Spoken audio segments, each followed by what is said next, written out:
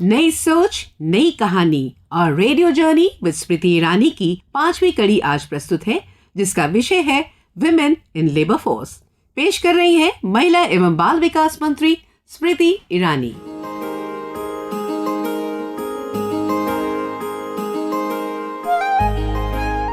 नई सोच नई कहानी में मैं स्मृति ईरानी आप सबका स्वागत करती हूँ। अक्सर महिलाओं से कहा जाता है, और विशेषतः उन लड़कियों से जो सपने देखती हैं और अपने सपनों को पूरा करने की क्षमता रखती हैं, संकल्प लेती हैं कि मेहनत इतनी खामोशी से करो कि सफलता भी शोर मचा दे। लेकिन हम सब जानते हैं कि जीवन की आपाधापी में जब खामोशी से मेहनत हो रही होती है, तब कुछ चुनौतियां ऐसी आती हैं जिन्हें पार करने के लिए मदद की दरकार होती है। और अगर आप महिला हैं जो आज अर्थव्यवस्था को सुदृढ़ करने के लिए, अपने परिवार को सहयोग देने के लिए और अपने जीवन को बेहतर बनाने के लिए कामकाजी हैं, तो आज आपके समर्थन में कर्मचारी भविष्य निधि संगठन, कर्मचारी राज्य बीमा निगम दोनों ही सफलतापूर्वक मदद करने के लिए तैयार हैं।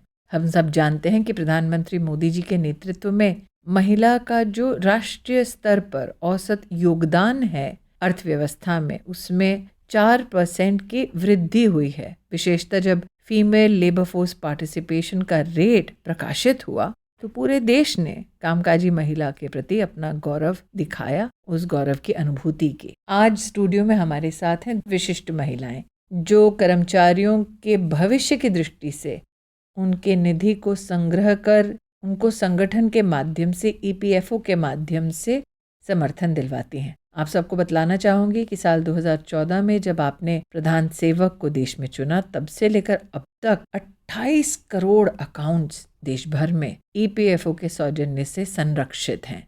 ये वो ईपीएफओ का संगठन है जो अब मोदी सरकार ने 2019 के बाद जम्मू कश्मीर और लद्दाख के हमारे नागरिकों को भी इसकी सुविधा पहुंचाई है। 2017 में अगर क्लेम फाइल करना होता, एक ज़माने में एक खिड़की से दूसरे खिड़की जाना पड़ता, और अब क्लेम फाइलिंग की सुविधा ऑनलाइन हो चुकी है। 2015 में डिजिटल लाइफ सर्टिफिकेट पेंशनर्स को देने की व्यवस्था हो चुकी।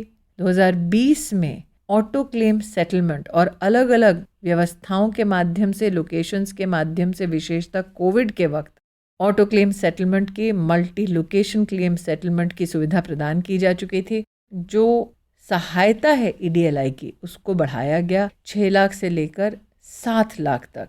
ऐसी कई विशेषताओं के साथ भरी है कर्मचारी भविष्य निधि संगठन और उसके संबद्ध सहयोगियों की कहानियाँ। 2 ऐसी विशिष्ट बहनें हमारे आज स्टूडियो में हैं।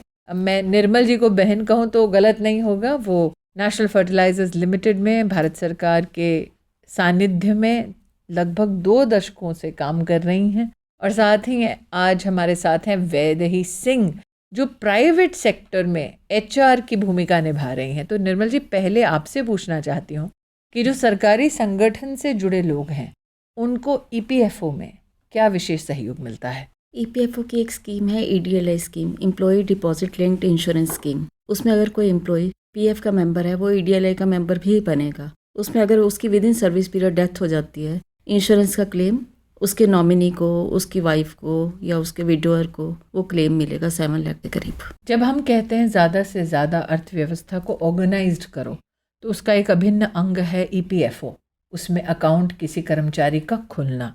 अब ये संरक्षण जो सरकारी क्षेत्र में काम करते हैं उनको तो मिलता है, लेकिन वैसे ही प्राइवेट सेक्टर में इसकी विशेष एक चुनौती रहती है। तो मुझे बताओ कि एचआर की तुम एक सीनियर एग्जीक्यूटिव हो, तो जब तुम्हें अपनी कंपनी में जो लोग हैं उनको ईपीएफओ से जोड़ना होता है, तो क्या सोच रहती है एक प्राइवेट सेक्टर की कंपनी की?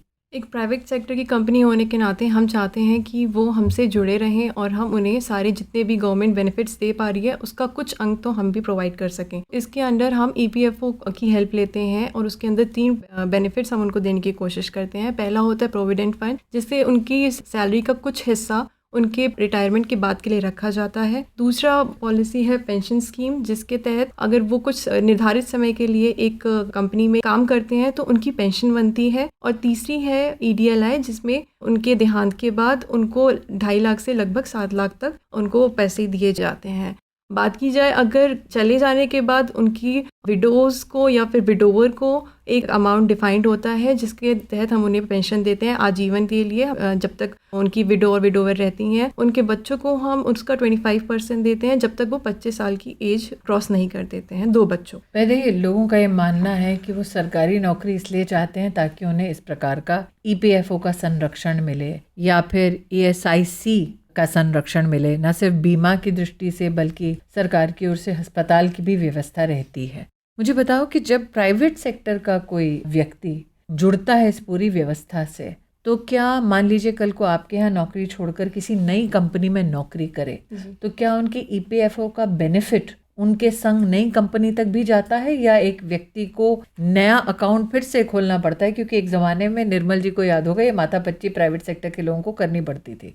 2014 में यूएएन नंबर आया, यूनिवर्सल अकाउंट नंबर, जिसके तहत आप अपने पीएफ के अमाउंट को दूसरी कंपनी में जाते हैं तो आप वो ट्रांसफ़र करवा सकते हैं। सिमिलरली अगर आपका पेंशन बन रहा है तो वो दूसरी कंपनी में जाके वो सारे बेनिफिट्स ट्रांसफ़र हो जाएंगे और आपको कंटिन्यूएशन ऑफ बेनिफिट्स मिलता रहेगा, इररिस्पेक्टिव आप कौन सी कंपनी में कितने टाइम काम कर रहे हैं कि नहीं। जैसे कि वैदेही ने कहा कि यूनिवर्सल अकाउंट नंबर नहीं होता था, तो जो कर्मचारी उसकी जद्दोजहद तो यही रहती थी कि हे भगवान नौकरी जकड़ के रखो, पकड़ के रखो, वरना ये सारा का सारा जो पीएफ है वो उसी नौकरी के साथ स्वाहा हो जाएगा। तब क्या कठिनाई होती थी और अब क्या सहूलियत है? यूएन नंबर आने के बाद बहुत आरामदायक हो गया है। जैसे अकाउंट ट्रांसफ़र करवाना, सपोज एक कोई नौकरी छोड़ जाता है और दूसरी ऑर्गेनाइजेशन में जाता है, पीएफ तो उसका ट्रांसफ़र हो जाता है एंड सेम जो ईपीएफओ के पास हमारा पेंशन का अमाउंट है वो भी ट्रांसफ़र हो जाता है। यूएन के साथ वो बहुत ईजी हो गया, ऑनलाइन ट्रांसफ़र हो जाता है ईजीली। हमारा देश मुख्यतः एक सेविंग्स प्रधान देश है। मतलब हम जब नौकरी पेशा लोग होते हैं तो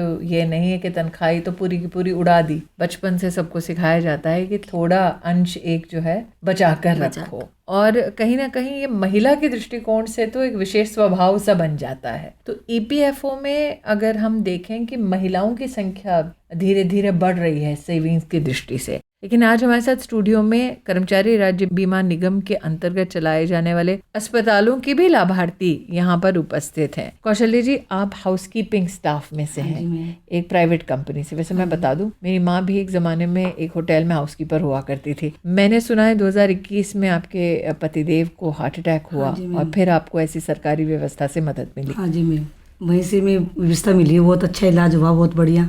उनके इंस्टेंट डाला था 2021 में, अब वो ठीक है, बिल्कुल दवाई चल रही है उनकी वहाँ से। और ये व्यवस्था आपको प्राइवेट अस्पताल में मिली? हाँ, प्राइवेट में मिली थी हमारे। 10 दिन तक वहीं रहे तो उनका अच्छा इलाज रहा, बड़े बड़े इलाज हुआ। वैसे ये बात बताएं, प्राइवेट सेक्टर के कितने कर्मचारियों के पास इस प्रकार की जानकारी होती है कि आप अगर इन स्कीमों के साथ जुड़ जाएं तो आपको बेनिफिट मिलेगा? हम पूरा प्रयत्न करते हैं, समय समय पे हम अपने कैंप्स और हेल्प डेस्क लगाते रहते हैं कि लोगों को पता चले। अलॉन्ग विद दैट न्यूज़पेपर में और हमारी मोदी सरकार इतना ज़्यादा पब्लिसिटी कर रही है, एक्सप्लेन कर रही है कि चीज़ों को, जैसे आप जैसे मंत्री आके अगर रेडियो पे ये सब चीज़ें बता रहे हैं, तो मुझे पूरी उम्मीद है कि जिस रेट से हम लोग बढ़ रहे हैं 100% of the females will be coming to know the profits and the benefits. धन्यवाद वैदेही। जैसे कि श्रोता हमारे जानते हैं कि आप अगर ऐसे कर्मचारी हैं जो ऐसी कंपनी में व्यवस्था में जुड़े हैं, निश्चित रूप से आज आप आग्रह करें अपनी कंपनी से कि आपको ईपीएफओ और ईएसआईसी, कर्मचारी राज्य बीमा निगम और कर्मचारी भविष्य निधि संगठन, इन दोनों ही संस्थानों के बारे में आप जानकारी प्राप्त कीजिए। अगर आप वो सज्जन या वो महिला हैं जो कंपनी में काम करते हैं और अपने कर्मचारियों के संरक्षण की जिम्मेदारी है आपके पास, तो मेरा आपसे विशेष आग्रह है कि आप ईपीएफओ से, ईएसआईसी की स्कीमों से जुड़ें। सरकार की व्यवस्था है संरक्षण करने के लिए, तो निश्चित है, क्योंकि हंसते हंसते कट जाए रस्ते, जिंदगी यूं ही चलती रहे, यही तो हमारा संकल्प है। हंसते हंसते कट जाए रास्ते, जिंदगी यूं ही चलती रहे, खुशी मिले या गम बदलेंगे ना हम, दुनिया चाहे बदलती रहे।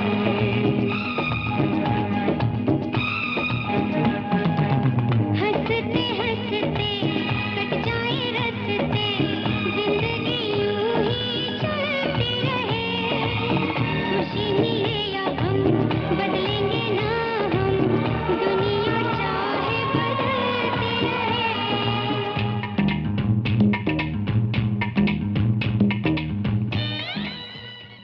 क्या चिंता आपकी परीक्षा की तैयारी में बाधा बन रही है और आप परिणामों के बारे में चिंतित हैं?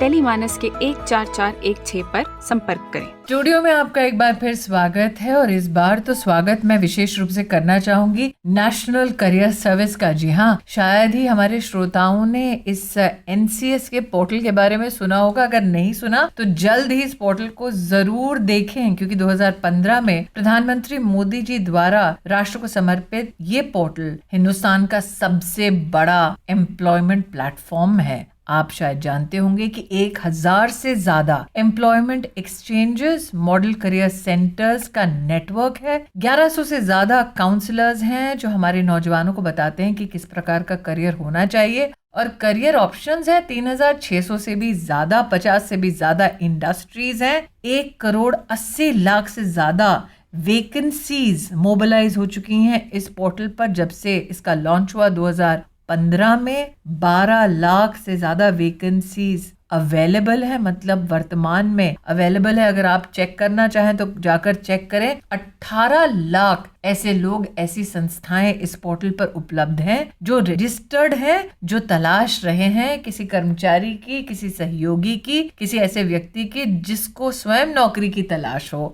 और 2 लड़कियां आज हमारे संग हैं जिनकी नौकरी की तलाश इस पोर्टल पर आकर समाप्त हुई, और दोनों में कॉमन है HRIT कॉलेज गाजियाबाद। जी हाँ, इस कॉलेज में एक जॉब फेयर लगा था जिसमें शिवांगी पहली बार परिचित हुई NCS से, और साथ ही अतीबा सैफी हैं। और मजे की बात यह है दोनों एक ही कॉलेज में और एक ही कंपनी में अब काम कर रहे हैं। तो शिवांगी, तुमसे शुरू करती हूँ। तुम भी गाजियाबाद से हो, मुरादनगर से। तो जब तुमने अपने आप को इस पोर्टल से जोड़ा, फिर आगे क्या हुआ ये बताओ। मैम, आगे ये हुआ कि मुझे इस मेगा जॉब फेयर में काफ़ी कंपनीज आई, जिसमें कि एक कंपनी थी easy solar solution private limited, जिसमें मुझे काफ़ी कंपनीज में अपॉर्चुनिटी मिली। काफ़ी कंपनीज में मैंने सिलेक्शन लिया, लेकिन easy solar solution private limited मेरे बहुत नियर बाय थी, सो मैंने इसको जाने का निर्णय लिया कि मैं इसमें जाऊँगी। काउंसलिंग उसके बाद मिली। Yes ma'am. तो क्या काउंसिल आपको प्राप्त हुई? इससे मैम मुझे अपॉर्चुनिटी मिली कि मेरे पास में मुझे पास की लोकेशन में एम्प्लॉयमेंट मिला। पहले मैं नोएडा में थी, बट नोएडा से मुझे गाजियाबाद आने का अपॉर्चुनिटी ये मिली कि मुझे घर से ज़्यादा टाइम नहीं लगता, मेरे 10 मिनट का रास्ता है बस। तो आपके आसपास कौन नौकरी दे रहा है, इसकी जानकारी आपको NCS से मिली है। और फिर आपने उस जानकारी के आधार पर नौकरी चुनी। जी मैम। अतीबा, तुम्हारे पिताजी ऑटो चलाते हैं? Yes ma'am. माँ गृहस्थी चलाती हैं और 3 बहनें हैं। हाँ जी। बड़ी तुमसे। तो जब तुमने बहनों को बताया कि तुम्हें NCS पोर्टल के माध्यम से कहीं ना कहीं नौकरी मिल सकती है, तो बहनों ने क्या कहा? उनका सपना ही ये था कि हम तीनों तो मतलब हो चुके हैं सेटल, तो लास्ट में ये सेटल हो जाए। तो फिर जब NCS के मुझे जॉब मिली तो बहुत ज़्यादा खुश हुई, और सबसे अच्छी बात तो ये थी कि मेरे घर के पास ही है। मैं दुहाई से हूँ, मोटा में मुझे जॉब मिल गई। 10 मिनट का भी रास्ता नहीं है, 5 मिनट का रास्ता है सिर्फ। तो पहली बार NCS के बारे में तुमने कहाँ से सुना? मैंने इसकी वेबसाइट देखी थी, मतलब फिर इसको इंस्टाग्राम पे फॉलो किया, मतलब देखा जाए कि मतलब कैसे सपोर्ट है, क्या चीज़ें हैं। फिर मैंने वहाँ पे फॉलो किया था, तब मुझे पता चला कि हमारे कॉलेज में आ रहा है जॉब फेयर के लिए 29 अगस्त को। तो फिर मैंने वहाँ पे कोऑर्डिनेशन किया, मैंने वहाँ पे इंटरव्यू दिया easy solar solution private limited में, और मैं वहाँ पे सिलेक्शन भी हो गया एज अ सेल्स कोऑर्डिनेटर। कई लोग ये मानते हैं कि आपको अगर नौकरी चाहिए तो सरकार की ही नौकरी हो सकती है। यहाँ पर नौकरी चलकर खुद तुम्हारे कॉलेज आई है? जी, हमारे कॉलेज में ही आई। तो जब इस प्रकार से कंपनियां कॉलेज में आती हैं सरकार के समर्थन से, तो कॉलेज कैंपस में माहौल कैसा होता है? बहुत ही अच्छा होता है, और बल्कि ये होता है कि हमको बार बार जगह जगह जाने की ज़रूरत नहीं होती इंटरव्यू के लिए। होता है ना यूथ को कि कभी कहीं पे इंटरव्यू देने जाना होता है, कभी कहीं पे। अब ये हमें अच्छा अपॉर्चुनिटी मिली कि हमारे कॉलेज में ही हो गया। मतलब बहुत ज़्यादा लोगों ने सपोर्ट किया था इस कॉलेज में। शिवांगी, तुम्हारा पहला मौका था किसी कंपनी में अप्लाई करने का, या इससे पहले भी कॉलेज के बाहर अप्लाई कर चुकी थी? इससे पहले मैं अप्लाई कर चुकी हूँ, मेरा सिलेक्शन भी हो चुका था, लेकिन मुझे बेस्ट अपॉर्चुनिटी जो मिली है नेशनल करियर सर्विस से मिली है, क्योंकि जिस कंपनी में मैं अभी हूँ वो इंडिया की एक ब्रांड है इजी सोलर खैतान सोलर। ये मेरे लिए एक ड्रीम है कि मैंने NCS के थ्रू उसमें अचीवमेंट। तो जैसा शिवांगी ने कहा कि नौकरी तो पहले भी मिल रही थी, लेकिन मन चाहिए नौकरी सरकार की इस व्यवस्था से, नेशनल करियर सर्विस के माध्यम से प्राइवेट सेक्टर में मिली। और क्योंकि मंजर नया था, इसीलिए शिवांगी ने पुराने को छोड़ नए लक्ष्य की ओर रुख किया। आप भी करें, NCS से जुड़े आज ही। लिए सपने निगाहों में चला हूँ तेरी राहों में, लिए सपने निगाहों में चला हूँ तेरी राहों में, जिंदगी आ रहा हूँ मैं, जिंदगी आ रहा हूँ मैं।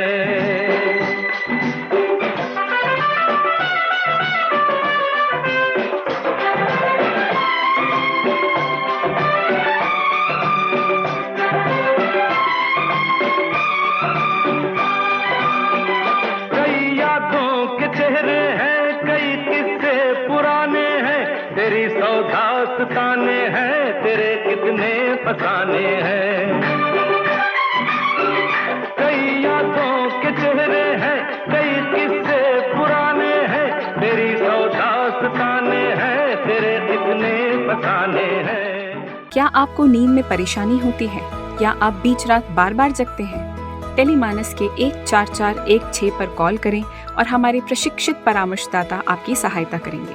Welcome back. 140 करोड़ के देश में आज 5 ऐसी विशेष महिलाएं हैं जो हमारे स्टूडियो में इस वक्त आपसे मुखातिब होने वाली हैं, जो एक विशिष्ट काम करती हैं। अगर मैं आपसे कहूं कि 140 करोड़ की आबादी में सिर्फ शायद ही 100 ऐसी औरतें होंगी जो इस क्षेत्र में काम करती हैं, तो आप भी सोच रहे होंगे ये कौन सा करियर है जहाँ पर 100 से भी कम औरतें काम करती हैं। ये क्षेत्र है माइनिंग का।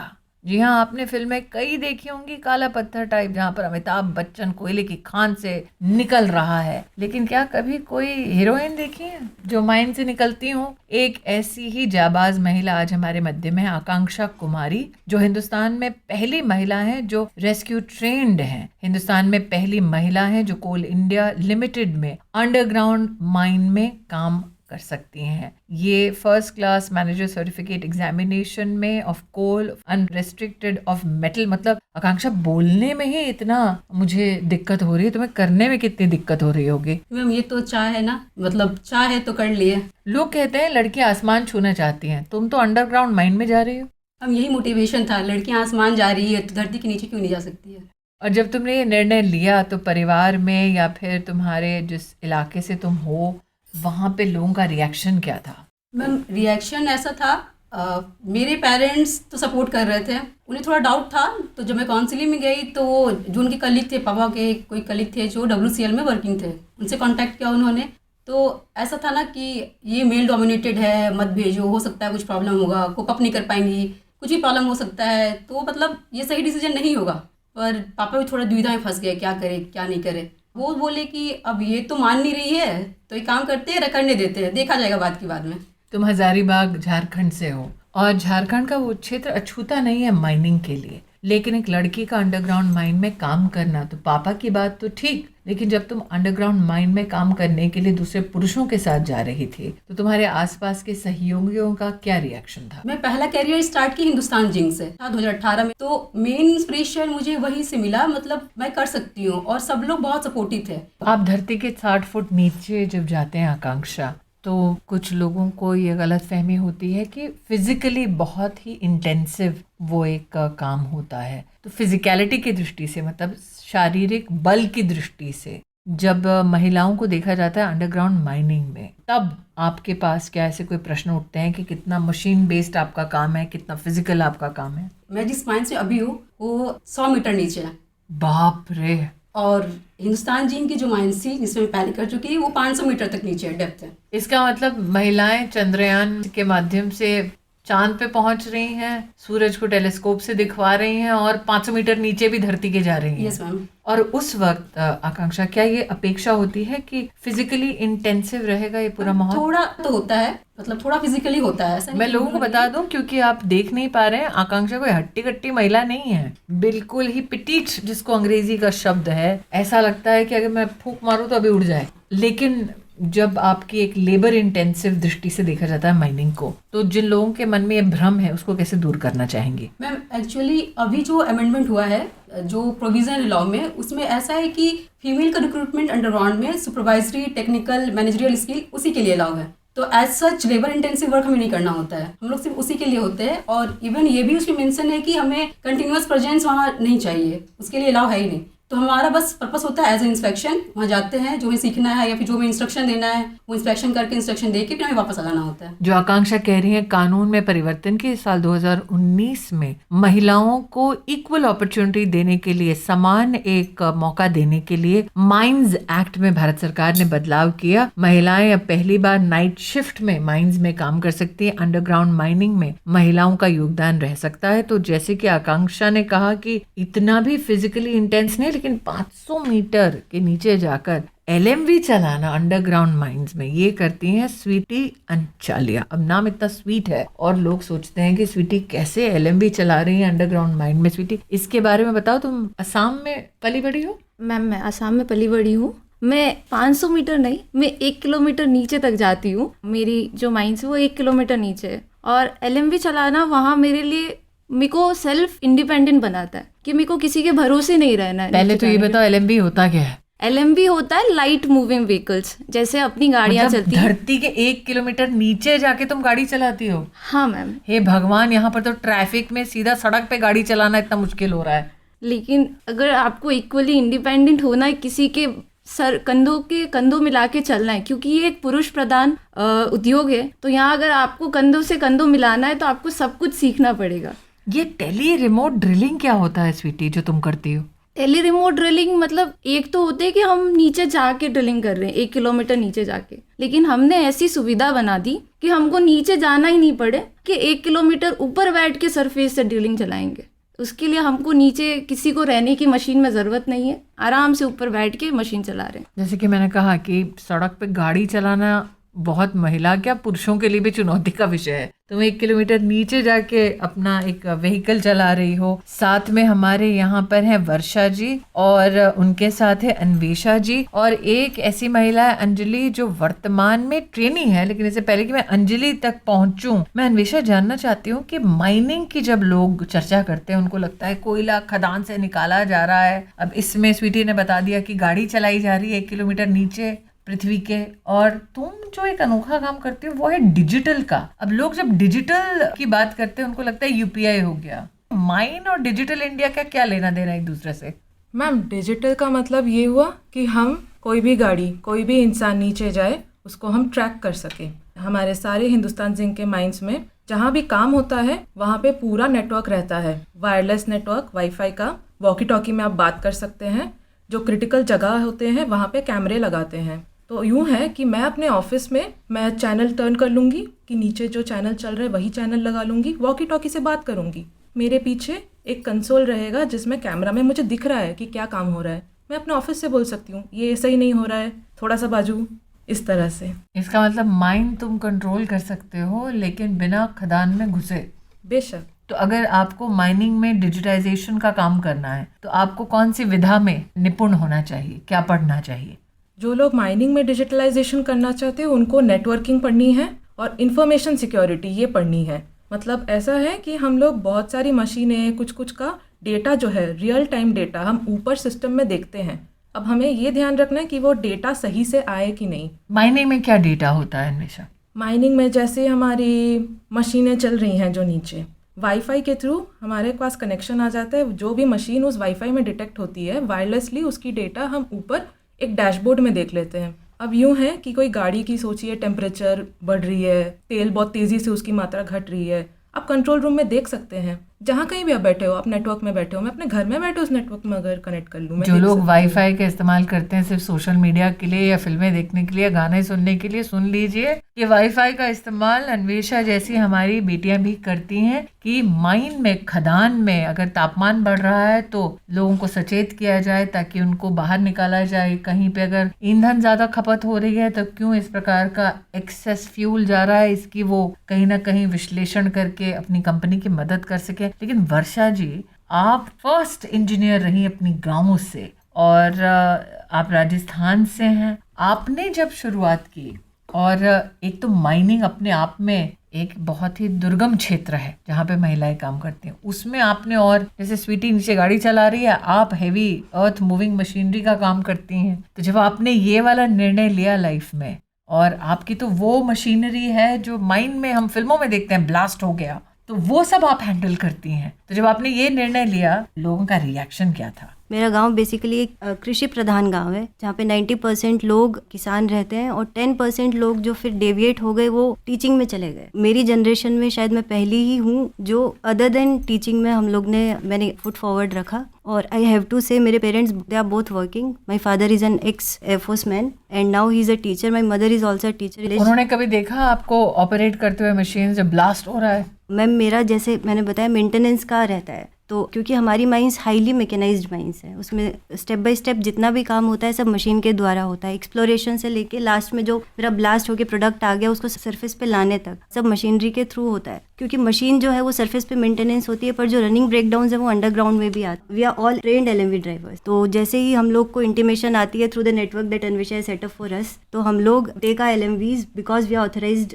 And we are trained for that. तो वहाँ पे हम लोग उसको रनिंग में अटेंड करते हैं। आप अपने गांव की पहली इंजीनियर, सुना है आपके भाई साहब अभी मैकेनिकल इंजीनियर पढ़ने की कोशिश कर रहे हैं? जी मैम। तो जब बड़ी बहन को देखते हैं कि वो इंजीनियरिंग के खिताब को पाने के बाद माइनिंग के क्षेत्र में अपना एक अनोखा नाम कर रही है, तो भाई को कैसे लगता है? मेरी फैमिली में मेरे बाद 3 और लोग हैं जो अभी ट्रेनिंग मैकेनिकल इंजीनियर्स हैं, और जो मेरी सबसे छोटी बहन है cousin, in fact she is the one two से कि मुझे वही पढ़ाई करनी है जो वर्षा दीदी ने। अरे वाह अंजलि, जब तुम इन महिलाओं को देखती हो, अब तो तुम मैनेजमेंट ट्रेनिंग के हिसाब से काम कर रही हो, लेकिन जब तुम इन महिलाओं को देखती हो तब कैसा लगता है? मैम काफ़ी कुछ सीखने को मिलता है, काफ़ी मोटिवेशन आ रही होती है मैम से बात करके। मैंने कोशिश की थी जब मुझे CCL मिली थी कि मैम जिस माइंड में है उसी माइंड में मेरे को भी रहना है। मैम मतलब आकांक्षा कुमारी? आकांक्षा कुमारी मैम। पहले मैं कहीं और पोस्टेड थे, फिर मैंने चूरी अंडरग्राउंड माइंस ही लिया ताकि मेरे को मोटिवेशन मिलते रहे प्रॉपरली कि कैसे काम करना है, कैसे जो चैलेंजेस लोग आजकल जब मैं अंजलि शब्द का इस्तेमाल करती हूँ तो कुछ लोगों को करण जौहर की पिक्चर याद आ जाती है, शाहरुख खान वाली, वो वाली अंजलि के लोग बात करते हैं। अंजलि शब्द सुन के कई लोगों को लगता है कि अच्छा बहुत किसी कुछ बड़ा आराम से हल्का फुल्का कोई काम करती होंगी। माइनिंग अंजलि और प्रेरणा आकांक्षा कुमारी कोई जज नहीं रहा है। बताओ, नॉर्मली लड़कियां जब कहती हैं कि मेरे लिए कोई प्रेरणा स्रोत है, बहुत ही कम लड़कियां ऐसी हैं जो कहेंगी माइनिंग के क्षेत्र में मैंने आकांक्षा कुमारी जी के योगदान को देखा, वो मेरी प्रेरणा बनी। तो ये सोच अपने आप में, ये प्रेरणा अपने आप में अनोखी है। What attracted you to Akanksha Kumari story? Ma'am मैंने अपनी बीटेक जब की 2022 में, तो पहले मैंने वेदांता ज्वाइन किया था, तो वहाँ पे कोई भी सीनियर नहीं थे माइनिंग में, तो हम लोग फर्स्ट बैच थे वहाँ पर भी वेदांता एल्यूमिनियम लिमिटेड में। लेटर गेट के थ्रू जब मैंने कोल इंडिया ज्वाइन किया तो आई चूज़, उसमें बहुत सारी सब्सिडरीज थी, तो मैंने चूज़ किया CCL just because of the fact कि वहाँ पे एक female mining engineer already working है। बिकॉज आई वॉज नोइंग कि बहुत दिक्कत होती है अगर कोई सीनियर नहीं हो, कोई गाइड करने वाला नहीं हो, क्योंकि ये एक पूरी तरह से मेल ओरिएंटेड इंडस्ट्री है मैम। तो कुछ तो पता होना चाहिए कि किस तरह की बात को कैसे हैंडल करें, क्योंकि हम अपने आप को एक बच्चे समझ रहे थे इस इंडस्ट्री में, तो मेरे को नहीं आइडिया था कि किस चीज़ पे किस तरह से रिस्पॉन्ड करना है, बिहेव करना है। तो मैम मेरे लिए एक बहुत बड़ी प्रेरणा स्रोत थी। आकांक्षा, इसका मतलब तुम बहुत बड़े मेंटोर हो, एक इंस्पिरेशन तो हो ही, लेकिन कैसा लगता है जब सुनती हो कि एक लड़की जो इंजीनियर बन के कोई मुकाम तलाश रही थी, उसको लगा कि अगर मैं आकांक्षा कुमारी से बात करूंगी तो मुझे सही मार्गदर्शन मिलेगा, मेरा संरक्षण होगा। ये सुन के कैसे लगता है? मुझे बहुत अच्छा लगता है। मतलब ये तो फेस टू फेस है, तो रोज इंटरेक्शन होता है। एक सेशन तो ऐसा मैंने अटेंड किया जिसमें तेलंगाना की किसी कॉलेज में 20 गर्ल्स डिप्लोमा कर रही है, उनके प्रोफेसर मुझे अप्रोच किए तो आप उनको मोटिवेट करो। कहना चाहती हूँ कि जितनी लड़कियां सुन रही हैं, जितने परिवार सुन रहे हैं, कि तुम हम सब के लिए बहुत बड़ी इंस्पिरेशन हो। सिर्फ तुम नहीं, जब मैं सोचती हूँ कि स्वीटी 1 किलोमीटर नीचे गाड़ी चला रही है, वर्षा अपने आसपास कई लोगों को इंजीनियर बनने के लिए प्रोत्साहित कर रही है, अन्वेषा लोगों को बता रही है किस प्रकार से माइनिंग और डिजिटाइजेशन की जो दुनिया है वो एक समन्वय के रूप में प्रस्तुत हो सकती है। मैं इतना कह दूं कि मैंने इस नई सोच नई कहानी में इसरो की महिला साइंटिस्ट का इंटरव्यू किया था, जो चांद पर पहुंच रही हैं, सूरज तारों की कहानियां बता रही हैं। मुझे उतना ही गर्व है आप जैसी महिलाओं पर जो माइनिंग के क्षेत्र में हिंदुस्तान का नाम रोशन कर रही हैं। और अगर वो लड़की जो डिप्लोमा इस वक्त करने का सोच रही है, उसने अगर आकांक्षा की बात सुनी है, तो ये आकांक्षा रखना बहुत अच्छा है कि आप माइनिंग के क्षेत्र में एक अमिट छाप छोड़ेंगी। मैं उससे कहना चाहती हूँ कि उड़ जा, अब तेरी बारी है। ऐ परिंदे यूं अब के उड़ा कर तू, जा जला सूरज को जाके आसमां पे तू। ऐ परिंदे भर ऐसी उड़ाने तू, हर नजर ये तुझसे पूछे आग इतनी क्यों। धूप जाके मंजिलों पे यूं कि इन हवाओं से तेरी यारी है। उड़ जा अब तेरी बारी है, उड़ जा अब तेरी बारी है, उड़ जा अब तेरी बारी है। क्या तनाव आपके मानसिक और शारीरिक स्वास्थ्य पर बुरा असर डाल रहा है और आप समय प्रबंधन नहीं कर पा रहे? तनाव प्रबंधन के लिए टेलीमानस के 1441 पर संपर्क करें। इस सेगमेंट को शुरू करने से पहले स्वीटी जो धरती के 1 किलोमीटर नीचे गाड़ी चलाती है माइंस में, उसका विशेष लड़कियों के लिए एक संदेश है कि वो लोग जो चिंता करते हैं कि माइनिंग में लड़कियां क्या करेंगी, उनके लिए बतलाना चाहेगी कि पेन की निब हो या फिर गाड़ी चलाने की बैटरी हो, ये सब माइनिंग की बदौलत है। इनफैक्ट अगर आप जेवर पहनती है तो ये भी माइनिंग की ही बदौलत है। इसलिए माइनिंग में अपना करियर सुनिश्चित करना चाहें तो आपका स्वागत है। लेकिन करियर्स कई हैं जिनको भारत सरकार और विशेषता कौशल विकास मंत्रालय समर्थन देता है ताकि महिला हो या पुरुष अपने सपनों को साकार कर सके, और ऐसी एक व्यवस्था से जुड़ी हैं डॉक्टर पूनम सिन्हा। पूनम जी, निस्बट के माध्यम से सरकार कौशल विकास में क्या क्या सहयोग देती है? NIESBUD national institute for entrepreneurship and small business development, ministry of skill development and entrepreneurship की एक नेशनल लेवल संस्था है जो ट्रेनिंग, रिसर्च और कंसल्टेंसी सर्विस प्रोवाइड करती है, जिससे कि स्वरोजगार को बढ़ावा मिल सके, उद्यमिता को बढ़ावा मिल सके। मंत्रालय की विभिन्न स्कीमों के द्वारा तथा अन्य मंत्रालयों की विभिन्न स्कीमों के द्वारा उद्यमिता और स्वरोजगार को बढ़ावा देते हैं। और ये जो महिलाएं हैं उन्होंने संस्थान की विभिन्न स्कीमों में ट्रेनिंग ली है, उसके बाद ये आज अपने पैरों पे खड़ी। ट्रेनिंग की अगर हम विशेषता कहें तो कोई भी काम छोटा नहीं होता। जी हाँ, आप में से कई लोग जानते हैं कि भारत में सेल्फ हेल्प ग्रुप से हमारी जुड़ी महिलाएं लगभग 9 करोड़ की संख्या में हैं। उन्हीं में से एक है दीपावली, और दीपावली करती है काम अगरबत्ती और धूप बनाने का। एक सेल्फ हेल्प ग्रुप तुम हो हिमाचल से, और तुमने कौशल विकास के इस कार्यक्रम से जुड़कर अब 7 महिलाओं को काम दिया है। दीपावली, 20 महिलाएं जो ऐसी जो हम इकट्ठे काम करती हैं। तो तुम्हें किस प्रकार की मदद मिली निस्बत से? मैम, जब मुझे ये ट्रेनिंग हुई तो उसमें मुझे पता चला कि अपने बिजनेस को कैसे हम बढ़ा सकते हैं और कैसे हम अपना इसको रजिस्टर कर सकते हैं, कैसे इसको अपनी मार्केटिंग को जो अपना प्रोडक्ट जो हम देश विदेश तक पहुँचा सकते हैं। और आज तुम लगभग हिमाचल प्रदेश के हर जिले में अपना काम कर रही। तो जब तुम जाती हो नया काम लेकर लोगों के मध्य में, तो तुम्हें क्या रिस्पांस मिलता है? पहले तो मेरे लिए ये काफ़ी मुश्किल था, नहीं कर पा रही थी, पर उनको मैंने मोटिवेट करके और जब मैं करने लगी तो मुझे ऐसे छोटे छोटे प्रोग्रामों से उत्साहित किए गए और अब मुझे बड़ा अच्छा लगता है और मैं आगे बढ़ते ही रहना चाहती हूँ। आगे बढ़ने का संकल्प सिर्फ दीपावली का नहीं है, साथ में अर्चना एकनाथ देशमुख जी भी हैं जो है पंढरपुर से, एक विशिष्ट स्थान महाराष्ट्र से। और अर्चना को थोडी आज झिझक हो रही है क्योंकि हम बात कर रहे हैं हिंदी में, अर्चनाला मराठीत बोलायचं आहे। अर्चना कुठे सुनाली सगळ्यांना सांग। मैं अर्चना जो मराठी में बोलूंगी कोशिश करके उसका अनुवाद करूंगी और अर्चना से पूछना चाहती हूँ, अर्चना तुम अब 6 लाख रुपए का टर्नओव्हर करती हो, हाँ, आणि तुझं काम काय? तू धूप आणि अगरबत्तीचा बिझनेस आहे? हो, धूप और अगरबत्ती का बिझनेस अर्चना करते आहे। आणि ट्रेनिंग घेतली का निस्बतसून? हो, 25 दिवसाचं ट्रेनिंग होतं। त्याच्यामध्ये सरांनी धूप अगरबत्ती कशी बनवायची, जास्त म्हणजे बनवत होतो अगोदर, पण कधी विजायचं कधी काहीतरी व्हायचं, मग सरांनी सांगितल्यामुळे त्यात परत बदलाव केला। तुझ्या कंपनीमध्ये आता किती लोक आहे? 8-10 लोक। आणि मार्केटिंगची पण ट्रेनिंग घेतली का? घेतली।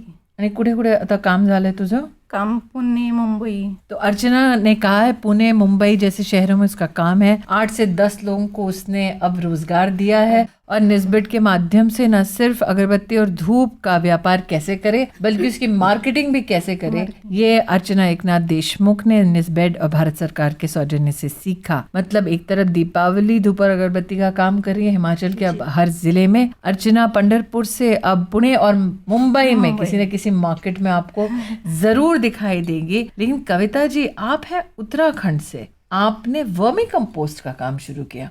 मेरी जैसे यंग एज मैरिज हो गई थी और इस वजह से मैं कोई रोज़गार परक शिक्षा नहीं ले पाई थी, लेकिन जीवन एक संघर्ष है और एक मतलब 15 साल के बाद में डिवोर्स के बाद जो है 2 बच्चों के साथ में एक सेपरेट मदर थी, जिसमें मेरे सामने चैलेंज था कि मुझे कुछ ना कुछ जो है अपने बच्चों को अच्छी शिक्षा और अच्छे जीवन को देने के लिए करना था।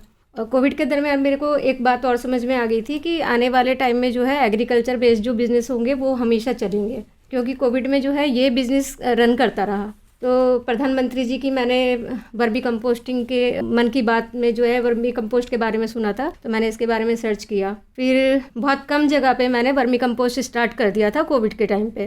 फिर मैं प्रोडक्शन में करने लगी थी, लेकिन बिज़नेस स्किल सीखने के लिए मैंने EDP की ट्रेनिंग जो थी वो निस्बत से ली है। उसके बाद आज मेरे पास में 6 यूनिट हैं और 10 से 15 लोग काम करते हैं। मेरे सामने खुद के सामने लाइवलीहुड एक चैलेंज था, आज मैं 15 लोगों को अपने साथ रोज़गार दे के चल रही हूँ। तो जो एक ज़माने में कविता निराश हुआ करती थी, अब आशा की किरण बनी है कई लोगों के लिए, और यही आशा सीता भट्ट भी इसका संचार करती हैं। दोनों महिलाएं, कविता हो या सीता, देहरादून उत्तराखंड से हैं। एक तरफ वर्मी कंपोस्ट का काम और यूनिट चला रही हैं कविता, और दूसरी ओर सीता जी आप तो डिटर्जेंट भी बनाती हैं, फिनाइल भी बनाती हैं, क्या क्या करती हैं? मैम मैं डिटर्जेंट भी बनाती हूँ। हर्बल गाय के गोबर से दिए, जो हमारे आदरणीय प्रधानमंत्री जी का सपना है कि लोकल फॉर वोकल के तहत, तो मैं हस्त निर्मित गाय के गोबर से दिया भी बनाती हूँ। जहाँ तक डिटर्जेंट की बात है तो मैंने खादी ग्राम उद्योग से 2.5 लाख का लोन लिया, उसमें 35% की हमें सब्सिडी मिली और मैंने एक यूनिट लगाया। अब उसको विस्तार करने के लिए कैसे हमने मार्केटिंग करना है, किस तरह हमने उसकी पैकेजिंग करनी है, इसके लिए हमें निस्बत में ट्रेनिंग के लिए 10 दिन की ट्रेनिंग के लिए हमें भेजा गया। पूनम जी कैसा लगता है जब इन महिलाओं को आप सुनती हैं? जैसे कि कविता ने कहा उसके जीवन में संघर्ष चल रहा था, एक सिंगल मदर है डिवोर्स के बाद, और अब सीता जी का तो प्लान है भाई मैं विस्तार करना चाहती हूँ, बिजनेस एक्सपैंड करना चाहती हूँ। अर्चना मंद मंद मुस्कुरा रही है, भले ही मराठी में बोला उसने, लेकिन शुरुआत की एक छोटी से इलाके से और अब पुणे मुंबई जैसे कई तेज तरार शहरों में उसका काम, उसका व्यवसाय बढ़ रहा है। दीपावली अब पूरे हिमाचल में उसका डंका बज रहा है। जब आप ऐसे लाभार्थियों की कहानियां स्वयं सुनती हैं, उनको देखती हैं प्रत्यक्ष, एक ऑफिसर होने के नाते आपको कैसा लगता है? मैम बहुत ही अच्छा लगता है, और इनके ऊपर मैंने 3 इस तरह की किताबें भी लिखी हैं जिसमें सक्सेस स्टोरी स्वावलंबन की ओर लिखी है। और मुझे लगता है कि हमारा जो नौकरी करने का उद्देश्य है वो सफल हो जाता है जब हम इन लोगों को सफल देखते हैं, तो ऐसा लगता है कि हम ही सफल हो गए। जैसा कि पूनम जी ने कहा, सफलता के पैमाने ही ये हैं कि जिसका आप सहयोग कर रहे हैं वो सफल हो, और यही तो नए भारत और विकसित भारत का संकल्प है कि एक दूसरे का साथ निभाएं, ताकि हिंदुस्तान को पूर्ण रूप से अगर विकसित करना है तो एकजुट हो जाए अर्थव्यवस्था को, समाज को सुदृढ़ करने के लिए। यही है मंजर विकसित भारत का, नया है, अनोखा है। कांधे पे सूरज टिका के चला तू, हाथों में भर के चला बिजलियां, कांधे पे सूरज टिका के चला तू, हाथों में भर के चला बिजलियां। तूफान भी सोचे जिद तेरी कैसी, ऐसा जुनू है किसी में का। बहता चला तू, उड़ता चला तू, जैसे उड़े बेधड़क आंधिया। बहता चला तू, उड़ता चला तू, जैसे उड़े आंधिया। मंजर है ये नया, मंजर नया, मंजर है ये नया, के उड़ रही है बेधड़क सी आंधियां। मंजर है ये नया, मंजर नया, मंजर है ये नया, के उड़ रही है बेधड़क सी आंधियां। क्या गुस्सा आप पर हावी हो रहा है? टेलीमानस के 14416 पर कॉल कर गुस्से पर काबू पाने के लिए मार्गदर्शन प्राप्त करें। नई सोच नई कहानी में फिर से आपका स्वागत है, लेकिन कहानी नहीं है, थोड़ी सी सोच पुरानी है। जी हाँ, अलका जोशी इस वक्त हमारे साथ मौजूद हैं स्टूडियो में, जिन्होंने 55 साल की उम्र में जब ये निर्णय किया कि मुझे लोन लेना है, प्रोजेक्ट करना है, तो कई लोगों ने पलट कर कहा क्यों अलका जी ये सब सर का दर्द पाल रही हैं। अलका जी, आपको 55 साल की उम्र में जब लोग रिटायरमेंट की सोचते हैं, आपने करियर की सोच ली? पहले मुझे इस तरह का मौका मिला ही नहीं। काम तो मैं पहले भी छोटे छोटे बहुत करती थी, लेकिन 2018 में मैं स्वयं सहायता समूह से जुड़ी। तो स्वयं सहायता समूह की मीटिंग वगैरह में जाती थी, तो वहाँ पे मुझे पता चला कि निस्बत वाले आए हैं और वो ट्रेनिंग देते हैं महिलाओं को रोजगार शुरू करवाने के लिए। तो मेरे मन में भी आया कि मैं छोटे छोटे काम तो बहुत साल से कर रही हूँ, कुछ फ़ायदा नहीं हुआ आज तक, एक बार लोन लेके कुछ बड़ा काम करके देखती हूँ। घर आई, बच्चों से सलाह की, बच्चों ने कहा मम्मी इस उम्र में क्या काम करोगी, बेइज्जती हो जाएगी अगर नहीं चला पाए तो। पहले तो चलो मान भी बच्चे जाते ने कि आपकी नहीं, बेइज्जती कर दी इसलिए आपने कहा अब तो दिखाती अब तो हूँ। मैंने करके दिखाना है। और मैंने करके भी दिखाया। मैंने 7.5 लाख रुपए लोन लिया, निस्बत से ट्रेनिंग ली, उसके बाद मैंने पेपर गिलास बनाने की मशीन लगाई और उस मशीन से जो मुझे इनकम हुई, अपने साथ मैंने 4 महिलाओं को भी जोड़ा। उस इनकम से मैंने दोना पत्तल बनाने की 2 मशीनें ली, उसमें भी 2 महिलाएं लगाई मैंने अपने साथ। मैं बिल्कुल अनपढ़ थी। मेरे अपने परिवार वाले सब कहा करते थे कि एक तो ये अनपढ़ है, ऊपर से अब उम्र इतनी हो गई है, उसके बाद ये बिजनेस करने निकली है। लेकिन आज जब मुझे अवार्ड मिलते हैं कई जगह से, तो वो लोग मुझे बधाइयाँ देते हैं। देखा, अलका जी ने कहा कि भगवान की लाठी में कोई आवाज नहीं होती, लेकिन अलका जी एक लाठी तो दयापत की भी चलाती हैं, बैम्बू वाली। जी, अब उसका नाम बैम्बू तंत्र हो गया है, तो ऐसा लगता है कि बहुत ही सोफिस्टिकेटेड अंग्रेजी वाला बिजनेस है, लेकिन काम करती हैं आप बैम्बू से। आप बैम्बू से गहने बना देती हैं जो आज स्टूडियो में पहन कर आई हैं। आप बास्केट तो बनाती, गहने बनाने की ट्रेनिंग दया कहाँ से मिली? मैंने नॉर्थ ईस्ट से ली। दरअसल मैं एक ऐसी चीज़ में काम करती हूँ जिसकी मैं फसल भी उगाती हूँ और जिससे मैं गहने भी बनाती हूँ। मेरे पास रॉ मटेरियल तो काफ़ी था, तो इससे क्या क्या बना सकते हैं उसमें से मैंने ज्वेलरी चुनी और ज्वेलरी बनाना शुरू कर दिया। एक बात बताओ दया, जब तुम अलका जी जैसी महिलाओं को देखती हो, तुमने तो स्किल डेवलपमेंट के दृष्टिकोण से कई विषयों पर विशेष ट्रेनिंग पाई। जी हाँ। एक एज का फैक्टर क्या रहता है वाकई में? एज का फैक्टर ऐसे होता नहीं है, क्योंकि अलका जी को देखती हूँ, मैंने जैसे बोला कि she is the most young entrepreneur I would say, क्योंकि उनकी इतनी सारी एक्टिविटीज़ है। पल्लवी पटेल हमारे साथ हैं, आर्किटेक्ट हैं। पल्लवी, मैं जब अलका जी की बात सुन रही थी कि उनको चढ़ाया जाता है कि एक तो अनपढ़ हो, ऊपर से फिर 55 साल की उम्र में तुम्हें बिजनेस करना है, तुम तो आर्किटेक्ट हो। नॉर्मली लोग कहते हैं कि भाई पढ़ लिख लो ताकि कोई बिजनेस ना करना पड़े, ये तो उल्टा हो गया, तुम बिजनेस करने लगी निस्बिट के सौजन्य से। मैम, जब मैं कॉलेज से निकली थी तो हमारे जितने भी साथी युवा आप देखती हैं तो सब देश से बाहर जाके रोज़गार पाना चाहते हैं, लेकिन मेरा एक सपना था कि मैं रोज़गार देने की तरफ जाऊं और जो मैंने इस देश से पाया है उसको मैं सोसाइटी को गिव बैक करूं। इसलिए मैंने सोचा कि हम अपना एंटरप्राइज शुरू करेंगे और रोज़गार देंगे। और आज तुम 18 से ज़्यादा लोगों को रोज़गार देती हो। जी।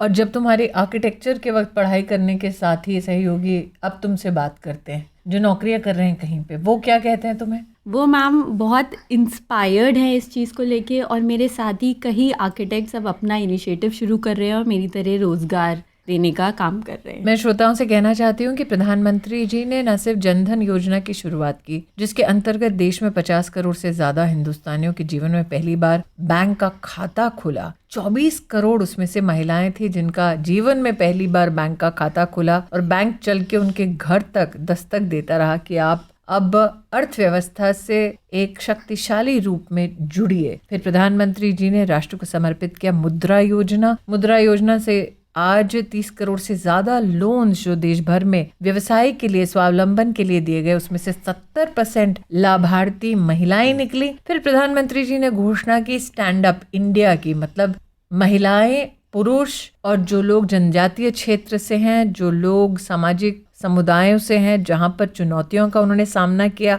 ऐसे लोगों को व्यवसाय के लिए 1 करोड़ रुपया देना चाहिए। वहां भी 80% लाभार्थी महिलाएं निकली। इसका मतलब महिला को सहयोग मिले, महिला को सहारा मिले, महिला को स्किल मिले, कौशल मिले। कई लोगों का ये मानना है कि सरकारी व्यवस्था आपको व्यवस्था दे सकती है। इतना ही कहना चाहूंगी कि अलका जोशी की आज कहानी जो उनके ज़माने हमने सुनी, वो पूरे राष्ट्र को एक ही संदेश है। जो घर में माँ को कम आंकते हैं क्योंकि उसने पढ़ाई नहीं की, जो घर में माँ को कम आंकते हैं क्योंकि उसकी उम्र हो चुकी है, उनसे कहना चाहती हूँ बड़ा दिल रखो यार, इसी ने तो जन्म दिया है। जीवन के दिन छोटे सही अलका जी, लेकिन हम भी बड़े दिल वाले।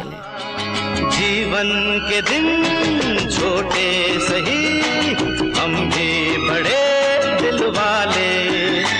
कल की हमें फुर्सत कहाँ, सोचे जो हम मत वाले।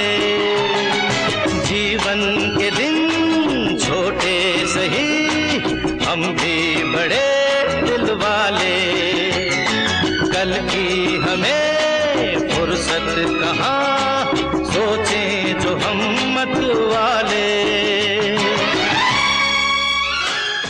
अभी आप सुन रहे थे कार्यक्रम नई सोच नई कहानी और radio journey with Smriti Irani की 5वीं कड़ी। विषय था विमेन इन लेबर फोर्स। सुनते रहे आपकी अपनी वाणी आकाशवाणी।